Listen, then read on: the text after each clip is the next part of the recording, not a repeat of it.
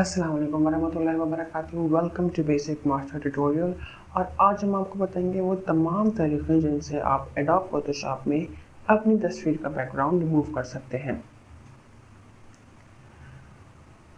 तो सबसे पहले इसमें हमारे पास है polygonal lasso tool. Polygonal lasso tool बहुत आसान है। ये सिंपली आपकी तस्वीर को पॉइंटर्स के ज़रिए सेलेक्ट करता है। आप इस पर बारी बारी हर पॉइंट पर एंड पे पॉइंट्स बनाते जाएंगे और इन दी एंड आप वो तमाम बैकग्राउंड सेलेक्ट कर लेंगे जो आपको रिमूव करना है और उसको आप डिलीट कर देंगे। ठीक है, तो हमारे पास एक पिक्चर है और इसमें हमारे पास एक हमको फूल नज़र आ रहा है और हम इस फूल को रखना चाह रहे हैं और उसका सारा बैकग्राउंड रिमूव करना चाह रहे हैं।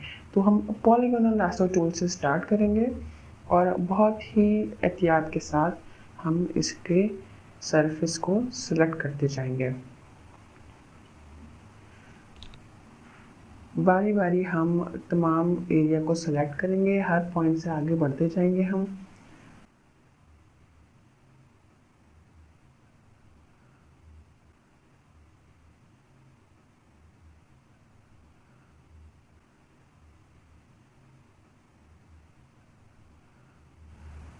और जैसे ही हमारे पास ये पूरा फूल सिलेक्ट होने वाला होगा तो हमें इस बात का ख्याल रखना है कि जो हमारा आखिरी पॉइंटर है वो हमारे पहले पॉइंटर से टच करे ताकि वो पूरा फूल सिलेक्ट हो जाए। एक बार जब ये फूल पूरा सिलेक्ट हो गया है तो अब हम इस पर राइट क्लिक करेंगे और हम करेंगे सिलेक्ट इनवर्स। सिलेक्ट इनवर्स का मतलब ये है कि इस फूल को सिलेक्ट करने के बजाय इसके अलावा जो तमाम एरिया है उसको सेलेक्ट कर लिया जाए। तो अब ये पूरा बैकग्राउंड हमारा सिलेक्ट हो गया है और अब हम सिंपली डिलीट का बटन दबाएंगे और हमारे पास इस तस्वीर का बैकग्राउंड रिमूव हो जाएगा। दूसरा तरीका जो कि ज़्यादा आसान है लेकिन वो पॉलीगोनल लासो टूल की तरह ही है और वो है मैग्नेटिक लासो टूल। तो मैग्नेटिक लासो टूल बेसिकली आपका काम आसान कर देता है कि आपको खुद माउस की एक्यूरेसी का ख्याल नहीं रखना पड़ता है बल्कि वो सरफेस को खुद ब खुद सेलेक्ट करता जाता है। लेकिन इसके लिए ज़रूरी है कि आपका इमेज शार्प हो, उसके एजेस डिफाइंड हो। ठीक है, अगर उसके एजेस शार्प नहीं होंगे, अगर उसके एजेस ब्लर्ड होंगे तो बहुत पॉसिबल है कि वो बैकग्राउंड का कुछ हिस्सा भी उसमें ऐड कर ले। तो ये हमारे पास एक बहुत सॉलिड शेप है इस बिल्डिंग का और हम इसको मैग्नेटिक लासो टूल के ज़रिए सेलेक्ट करेंगे। और अब आप देख सकते हैं कि खुद ब खुद ही मैंने सिर्फ एक दफ़ा क्लिक किया है और ये खुद ब खुद उस पूरे एरिया को सेलेक्ट करता जा रहा है। कोशिश यही करनी है आपको कि आपका जो पॉइंटर है, माउस का जो आपका पॉइंटर है वो सरफेस के एजेस के करीब हो, सरफेस के अंदर ना जाए क्योंकि फिर वो उस एरिया को भी सिलेक्ट कर लेगा जो हम सेलेक्ट करना नहीं जा रहे हैं। एक दफ़ा की सिलेक्शन करने के बाद हम इस पर वही ट्रिक यूज़ करेंगे कि हम सेलेक्ट इन्वर्स करेंगे या फिर आप ये कर सकते हैं कि पूरी बिल्डिंग को एक तरफ से सेलेक्ट करें और बजाय बिल्डिंग के नीचे से गुजरने के बैकग्राउंड के नीचे से पास करें। इस तरह से हमारा पूरा बैकग्राउंड सेलेक्ट हो गया है और हम डिलीट का बटन दबा देंगे और हमारे पास इसका बैकग्राउंड रिमूव हो जाएगा। तीसरा तरीका हमारे पास है मैजिक वॉन्ड का और ये उन इमेजेस के लिए बहुत अच्छा है जिनमें हमारे पास बैकग्राउंड में सॉलिड कलर अवेलेबल हो, क्योंकि मैजिक वॉन्ड बेसिकली क्या करता है कि वो कलर को सिलेक्ट करता है। अगर हम इसके एक हिस्से पर क्लिक करेंगे तो वो उस कलर को सिलेक्ट करेगा। अगर हमारे पास बैकग्राउंड में मुख्तलिफ कलर्स होंगे तो हमको बार बार इस टूल को यूज़ करना पड़ेगा, लेकिन अगर हमारे पास एक सॉलिड कलर होगा तो उसके लिए हमारे पास मैजिक वॉन्ड का टूल बहुत फ़ायदेमंद है कि वो एक ही दफ़ा में पूरा बैकग्राउंड रिमूव कर देगा। इसके लिए भी आपको इस बात का ख्याल रखना है कि बैकग्राउंड के कलर और ऑब्जेक्ट के कलर में डिफरेंस होना चाहिए या एटलीस्ट उसकी जो बाउंड्री है ऑब्जेक्ट की वो बैकग्राउंड के कलर से डिफरेंट हो ताकि मैजिक वॉन्ड उसको भी सेलेक्ट ना करे।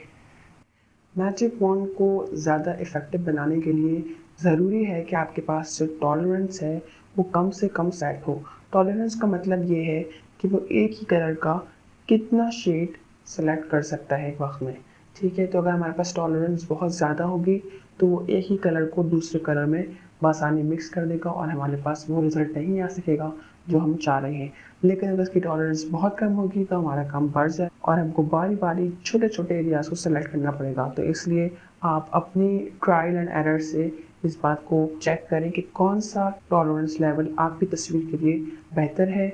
यहाँ पर हमारे पास ये वाला टॉलरेंस लेवल है जो कि इस तस्वीर के लिए बेस्ट है। आप अपनी तस्वीर और उसके बैकग्राउंड के कलर के हिसाब से डिसाइड कर सकते हैं कि इसका टॉलरेंस लेवल क्या होना चाहिए। चौथा ऑप्शन हमारे पास है क्विक सिलेक्शन टूल का। तो क्विक सिलेक्शन टूल भी हमारे पास बहुत अच्छा और बहुत क्विक टूल है। इसके लिए हम आपको यही एग्जांपल दिखाएंगे कि आप बारी बारी उस सिलेक्शन में ऐड करते जाएंगे और वो खुद ब खुद बाकी चीज़ें सेलेक्ट करता जाएगा।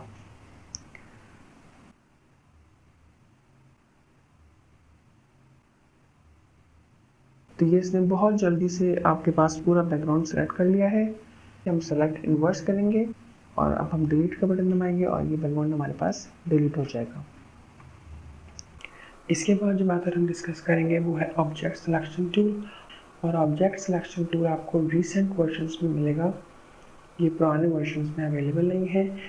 इसका भी हम मज़ीद डिटेल में उस वक्त सीखेंगे जब हम टूल्स में इसको डिस्कस करेंगे। लेकिन इस वक्त हम आपको ये बताते चलें कि अगर आपके पास एक ऑब्जेक्ट बहुत ही क्लियरली विजिबल है और उसका बैकग्राउंड आप आसानी से रिमूव कर सकते हैं, तो आप सिंपली ऑब्जेक्ट सिलेक्शन टूल को क्लिक करेंगे और अब आप यहाँ पर सेलेक्ट ऑब्जेक्ट पर करेंगे और ये आपके पास इस पूरे ऑब्जेक्ट को सिलेक्ट कर लेगा। आप चाहें तो उसके एजेस को मज़ीद रिफाइन कर सकते हैं अगर आपको इसकी ज़रूरत लगे, लेकिन यहाँ पर इसने बहुत परफेक्टली सेलेक्ट कर लिया है। तो हम सिंपली सेलेक्ट इन्वर्स करके इसका बैकग्राउंड डिलीट कर देंगे। सबसे आखिर में हम जिस टूल की बात करेंगे वो है बैकग्राउंड इरेजर टूल। और बैकग्राउंड इरेजर टूल एक ऐसा टूल है कि जो आपके पास बहुत फ़ायदेमंद है और इसमें आपके पास बहुत सारे ऑप्शंस अवेलेबल हैं। हम उसको डिटेल में बाद में देखेंगे, लेकिन पहले हम आपको एक डेमो दे दें कि बैकग्राउंड इरेजर टूल क्या होता है। हमने इसका ये साइज़ और ये हार्डनेस रखी है और अब हम इस लेयर को डुप्लीकेट करेंगे Ctrl+J दबाकर, या इस पर राइट क्लिक करके इसको डुप्लीकेट लेयर पर क्लिक कर दें। इसके बाद हम एक एडजस्टमेंट लेयर लगाएंगे सॉलिड कलर की और उसमें हम ब्लैक कलर चूज़ कर रहे हैं। इस सॉलिड कलर की लेयर को हम इन दो लेयर्स के बीच में ले आएंगे। अब हम ऊपर वाली लेयर पे काम करेंगे। ऐसा करने का मकसद हमारा सिर्फ ये है कि हमारी जो ओरिजिनल इमेज है वो सेव रहे, उसमें मज़ीद कोई एडिटिंग हमको करनी हो तो हम बाद में जाकर उस पर काम कर सकें।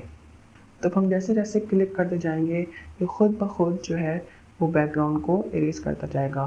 ये बहुत आपके फ़ायदेमंद है, लेकिन इसकी भी कुछ लिमिटेशंस हैं जो हम आइंदा किसी वीडियो में डिस्कस करेंगे और इससे आपका काम बहुत आसान हो जाता है।